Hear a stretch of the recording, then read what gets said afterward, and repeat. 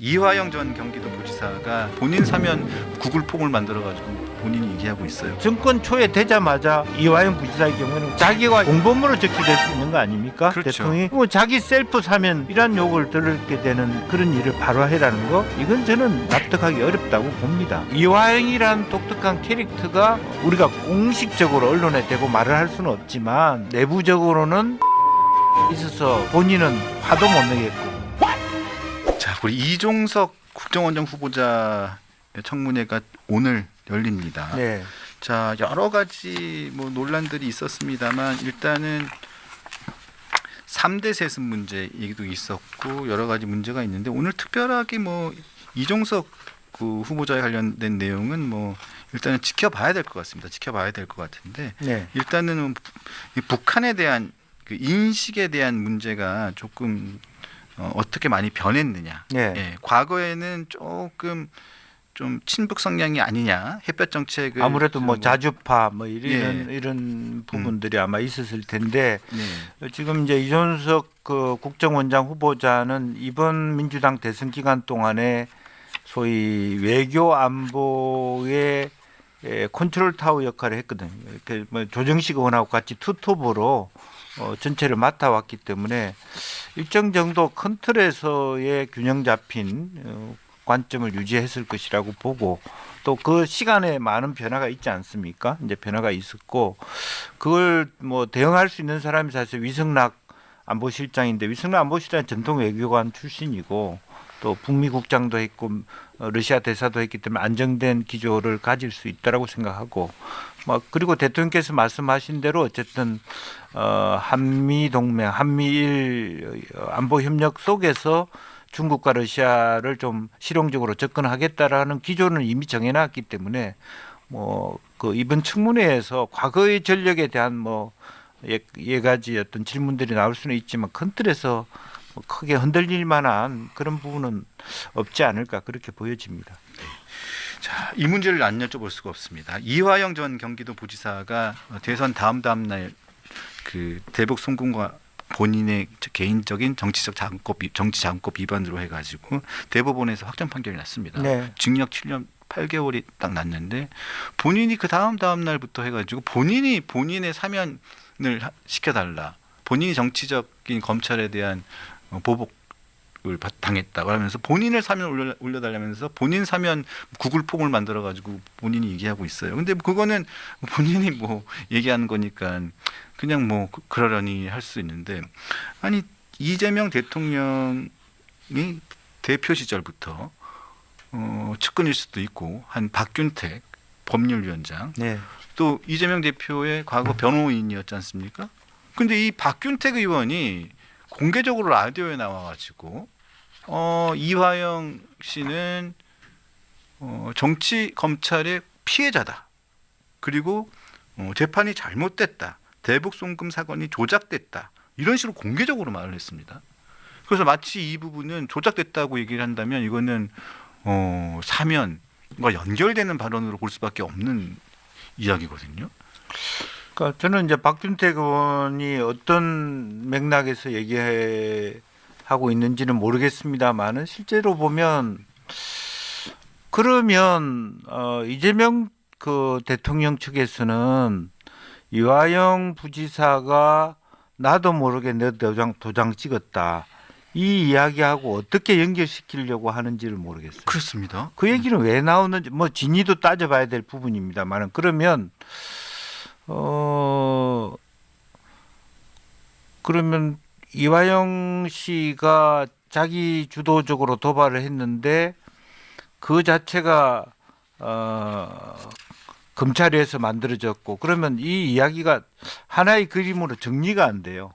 저도 그런 의미에서 박균택 의원이 사실은 더 혼란을 가중시켰다라고 얘기하고요. 생각이 들고, 근본적으로 저는 그런 생각을 해요. 그 전부터 이재명 대통령이 조금 여러 가지 많은 사안이 사법 리스크가 있습니다만 이번 이화영 부지사 건만큼은 좀 불만이 크다라는 건 있어요. 그러니까 사실 진위와 상관없이, 왜 이것은 이해찬 총리에 의해서 받은 부지사이기 때문에. 아, 이화영 전 부지사 말씀하시는 거죠? 네. 그래서 그리고 여하영 부지사는 저하고 너무 친해요. 그래서 저도 피해를 많이 봤어요. 그러니까 일하는 스타일이 사실은 제가 이제 보면 과연 그러니까 이재명 대통령이 좀 불만이 가질 만한 부분이 조금 있을 수 있겠다. 그거는 모르겠다. 사실은 모르겠지만 예를 들어서 뭐 경기도에서 예산이 안 나오면 내 같은 경우는 뭐 심양에서 북한 사람 만났을 때 야, 술 한잔 묻자. 미안하다. 다음에 하자. 이렇게 해야 될 문제이거든요. 네. 근데 그런 부분을 제가 지사한테 예를 들어서 제가 알아서 하겠습니다. 얘기해놓고 김성태한테 네가 해. 이렇게 했을 가능성도 조금은 있다고 봐요. 그러니까 큰 틀에서는 우리가 그럼에도 불구하고 책임은 지사한테 있다. 당시 또 그런 부분에까지 지사와 합의하지 않았겠느냐 합리적 의심이 들 수 있죠. 이제 그럼에도 불구하고 그 이화영이란 독특한 캐릭터가 이제 그런 저는 그 뭐 우리가 공식적으로 언론에 대고 말을 할 수는 없지만 그런 스타일이기 때문에 조금 내부적으로는 이해찬 총리가 있어서 본인은 화도 못 내겠고 이제 그런 데 대한 여화영 부지사가 갖고 있는 그동안의 뭐 쌍방울과의 관계 뭐 여러 가지 관계들이 있어요. 본인으로 인해서 자기하고 상관없는 이미 뇌물 수수라든지 그런 게 있을 수 있기 때문에 그렇죠. 뇌물 그런 부담 자체를 자기가 안고 있다라는 피해 의식을 가질 수 있겠다라는 거고요. 다만 이 사건은 그 외환과 관련된 사건이기 때문에 명확합니다. 그렇죠. 명확합니다. 돈을 주고 받고 한 네. 돈이 다 나오고요. 또 뭐 김성태가 말하자면 보따리 장사 방식으로 돈을 어떻게 심양에 갖고 갔는지도 다 들어와서 네. 들어와서 직원들을 통해서 잘라서 돈을 갖고 들어간 것도 다 소사해 왔고 이미 그 전에 잡혀갔던 사람들이 다 소상히 얘기했던 부분이에요. 이제 그런 부분이 있는 것인데 뭐 본질은 이런 겁니다. 조국 혁신당도 그렇고 그 이화영 전 부지사도 그렇고 집권한 지 한 달도 안 됐는데 사면시켜 달라. 이건 저는 납득하기 어렵다고 봅니다. 조국 혁신당 당대표 사면시켜 달라고 하는 부분도 뭐 시켜줄 수는 있겠죠. 그러나 정권 초에 되자마자 자기와 연관된 사건을 이화영 부지사의 경우에는 공범으로 적시될 수 있는 거 아닙니까? 그렇죠. 대통령이 네. 뭐 자기 셀프 사면 이란 욕을 들게 되는 그런 일을 바로 해라는 거, 혹은 조국 그 당대표 같은 경우는 그러면 조건부로 도왔냐? 조국 혁신당이 사면을 조건으로 이재명 지지했냐?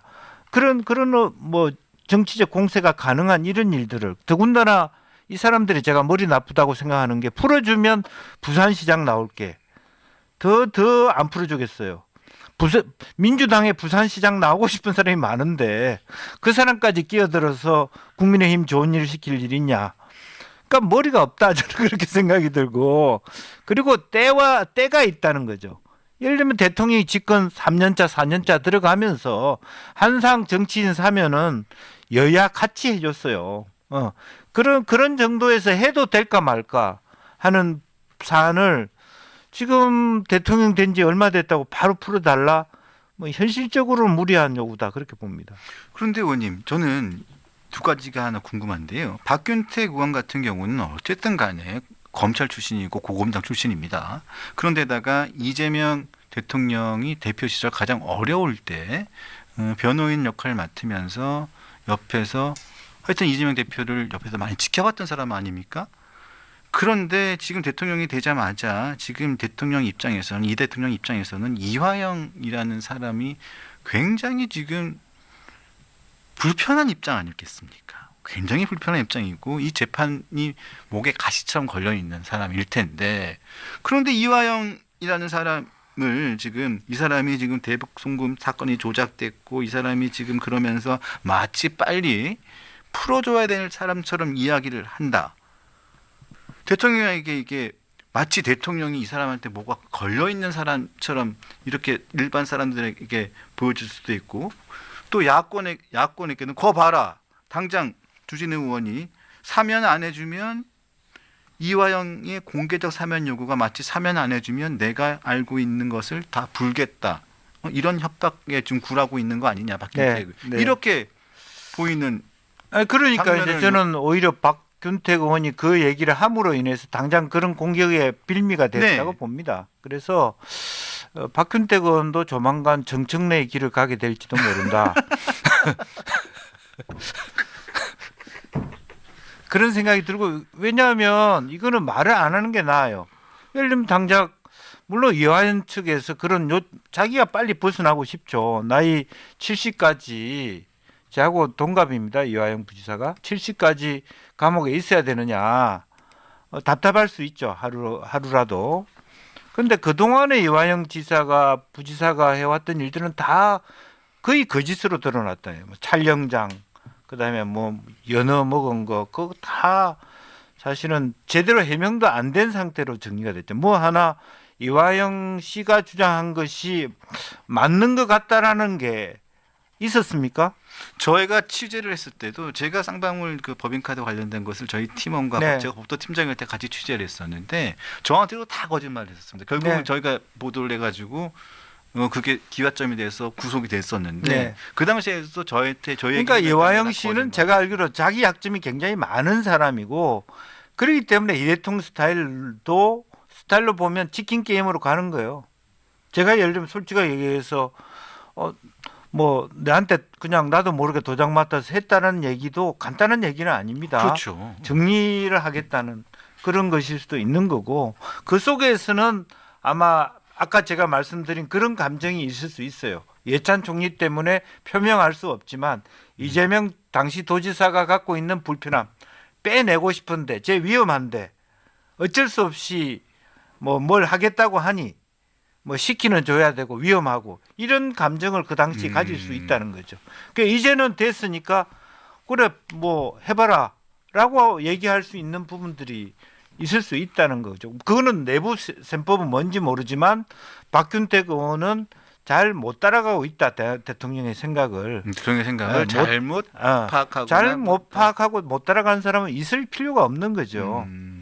또 하나 또 볼게요. 정성호 의원은 그래서 좌장 중에 좌장이라는데 왜 자꾸 조국 전 대표의 사면론을 자꾸 꺼내는 겁니까? 사면권을. 이분도 못 따라가고 있는 겁니까? 경기도지사 생각에 너무 집중되어 있는 겁니까? 그렇게 얘기하면 경기도지사 못 따라가는 거잖아요. 네. 못 되는 거죠. 못 되는 거잖아요. 네. 그래서 그거는 뭐 그거야 이제 이분들이 다 공통점이 이제 법조계라는 거죠. 예, 법조계. 그 이분들의 생각들은 일반적인 사람들하고 생각이 달라서 예. 설명이 잘 안 되더라고요. 왜 저런 얘기를 할까라고 하는. 그러니까 사실은 그 법조계 분들은 주진우 의원 포함해서 독일 병정형이에요. 독일 병정형. 네. 네. 앞에 하나 찍었다 그러면 그것만 보고 달려가요. 네. 하나 꽂히면. 그런 경향이 좀 있는 것 같습니다. 예. 네. 그래서 전체를 보는 시야가 좀 좁아지고, 또 하나는 어느 당이나 거의 비슷한 것 예, 같습니다. 그래서 성향이. 예. 네. 그래서 그런 것 같습니다. 네. 네. 그런 부분이 있고, 그래서 판을 잘못되게 하고. 그 주변에 있는 사람도 그런 것 같습니다. 거의 예. 따라가는 것 같습니다. 예, 예. 그 사람이 대표면 그 주변에 있는 사람들도 비슷해지는 예, 것 같습니다. 근데 뭐 저는 그게 나쁘다 하는 게 그런 타입이라는 거죠. 그런데 아마 이제 옆에서 살짝 보면 정성호 의원이 약간 헛헛해요. 대통령 전과 후가 약간 헛헛해요. 김민석 총리를 발탁할 때 정성호하고 상의했나? 굉장히 섭섭하고 기분 나쁠 수도 있겠는데요. 있죠. 네. 제가 알기로는 원래 김민석이? 원래는 김민석은 당을 맡고 그 총리로 먼저 가지 않고 네. 그런 이제 있는데, 비서실장을 먼저 뽑고 난 다음에 그 다음에 총리감을 선택했다는 후문이거든요. 저도 하나의 뭐 쓰립니다만은. 네.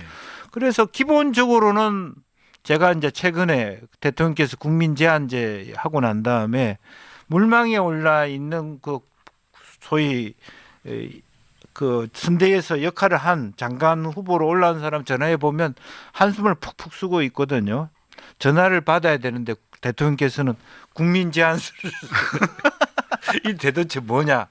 더 심한 거는 제가 봐도 깜도 아닌 사람들을 자기 추천해 달라고 막 문자가 바리바리 와요 지금.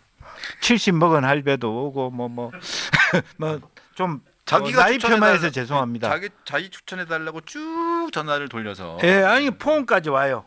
자기가 이렇게 쭉 요건까지.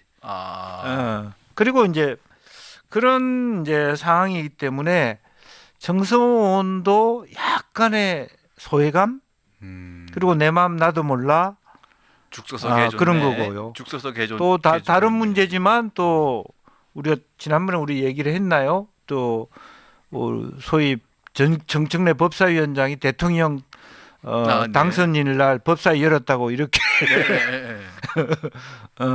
이제 그런 부분들 하나하나가 약간 이제 헛헛함에서 오는 그러니까 그런 부분이고요. 그래서 이거는 생물학적인 접근이 필요하다. 심리학적인 접근이. 법학적 접근은 필요 없다. 그런 생각입니다. 마지막으로 하나만 여쭙겠습니다. 정청래 의원이 법사위원장을 내던지고 네. 내가 이재명이고 이재명이 정청래다. 그리고 대통령님은 일에만 집중하시고 싸움은 이 정청래가 다 하겠습니다. 네. 라고 출사표를 던졌습니다. 그 말 때문에 안 되는 거죠. 지가 어떻게 이재명이야? 아니 좀 그렇게 그 제가 얘기했잖아요. 건국대학교는 한 명뿐인데 세워 찾는데 아니 하여튼 저는 그렇게 들었습니다 분명히. 이게 보아요. 이게 다 정동영계라고. 그런데 근데 과거를 이재명 보면요. 대통령도 정동영계였잖아요. 맨 처음에. 그러니까요. 예. 이재명과 정청래의 관계를 보라고. 옛날에는 정청래가 셌죠. 위고 위였죠. 이재명이 밑이었다. 예. 그런데 내가 이재명이고 이재명이가 나다라는 말을 만약 같은 정동영계가 아니었으면 내가 충분하게 이재명에게 충신 노릇을 할 사람이라고 느껴졌을 거예요. 네. 그런데 과거 그런 관계들이 있었기 때문에 그런 내 과거를 아는 사람을 밑에 데리고 쓰기가 싫은 거죠. 그런 심리가 그래서 제가 오늘 우리 분석은 오롯이 생물학적 심리학적 접근이 유효하다고 보는 거예요. 저도 제가 어려웠을 때 저를 아는 사람을 박찬대 얼마나 싫어요. 귀여워요. 예. 그 이상 그 이재명 대통령 입장에서는 귀여울 수 있죠. 예. 예. 그러니까 당정 관계에서 불편하고 싶지 않은 거죠. 할 일도 얼마나 많은데. 네. 근데 그거를 지금 정청래도 그렇고 뭐 박균택이도 그렇고 뭐 다 뭐 이제는 대통령이 되셨으니까 다음번은 내다. 슬슬 그런 모습을 보이는 순간 이번 대선에서 개딸들이 제일 잘했어요. 한동훈계가 배워야 돼요. 위대훈이가. 대통령 기간 동안에 수박들 넘굴채 들어오는 거 한마디 안 했어요. 그렇습니까? 네. 지금부터는 수박 말고 충신들을 가려내는 거 할 거라고. 진검승부, 진명 판명. 네. 이제부터 확실히 가르겠네요. 네. 그래서 말 조심해야 돼요. 근데 오판한 거죠. 네. 정청래 의원은 이재명이 정청래고 정청래가 곧 이재명이다 이렇게 얘기했네요. 예. 네. 제가 얘기한 게 맞네요. 그러면 예. 지가 대통령이야? 그건 굉장히 불충한 얘기죠. 그냥 민주당 상황은 한마디로 정리가 되는군요. 네. 네. 좀 그런 것만 좀 다음부터는. 네, 알겠습니다, 의원님.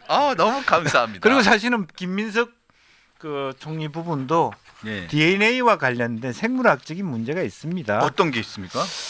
이제 뭐 이건 좀 김민석 후보한테도 좀 죄송스러운 부분이지만 옛날에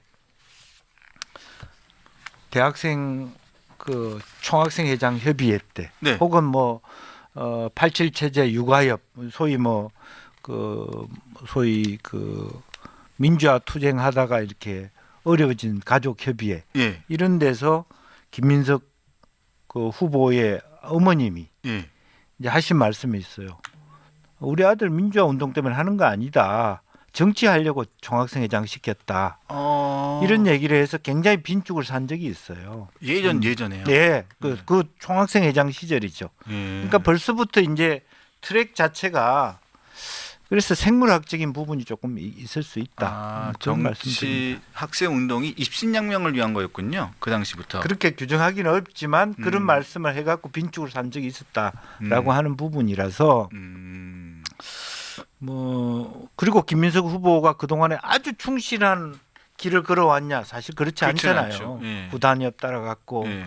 흔들고 예. 뭐 이제 그렇게 해오셨기 때문에 뭐 과연 그 동안에 대통령께서 김민석 후보의 역할이라든지 역량에 대해서 높이 평가는 하겠습니다만은 뭐 그렇게 끝까지 데리고 가야 되나?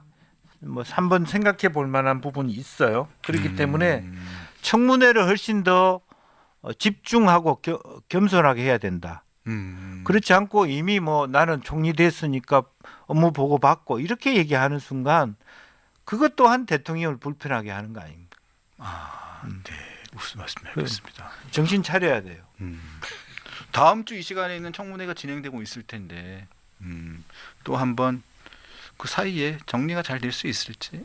근데 아마 정리가 잘 될 거로 보세요. 전 안 될 걸. 네, 정확하게. 하지만 자진 사퇴는 하지만 없을 거- 어쨌든 총리는 될 텐데 총리는 될 대통령에게 부담이 되는 총리가 되느냐, 대통령을 도와주는 총리가 되느냐의 문제인데 그런 부분을 잘 봐야 됩니다. 대통령 지지율이 지금 굉장히 지금 맨 처음에는 지금 되게 좀 높은 상황이잖아요. 그렇죠. 예. 근데 그 지지율이 계속 더 높아질 가능성이 큰데 김민석 총리가 이사정문을 통과하고 임명이 되면 그 지지율 상승 폭이 꺾일 것 같아서 상황이. 그러니까 저는 좀 이제 분석이 다른데요. 김민석 총리가 되는 것은 대통령 지지율로 총리가 되는 거예요. 대통령이 잘하기 때문에 총리가 함결이 많아도 한번 봐줄게 이렇게 넘어갈 수 있는데 김민석 후보가 그걸 판단을 오판해 갖고 나는 유능해서 총리됐다, 내가 역할을 잘했기 때문에 됐다 이런 순간 별로 오래 좋은 일을 못한다. 그리고 핑계는 많습니다. 내년 지방선거 지방선거 나가주세요. 올 12월에 그만둘 수도 있습니다. 본인의 서울시장이 꿈이지 않습니까? 원래부터 또. 예. 근데 그 서울 이번에 개표 나왔습니다만은 큰 차이 안 경기도지사는 몰라도 서울시장은 험지입니다. 민주당에서 여전히. 여전히 험지라고 볼 수 있죠. 예. 여전히. 이준석 후보 표까지 합하면 험지죠. 험지죠. 네. 예.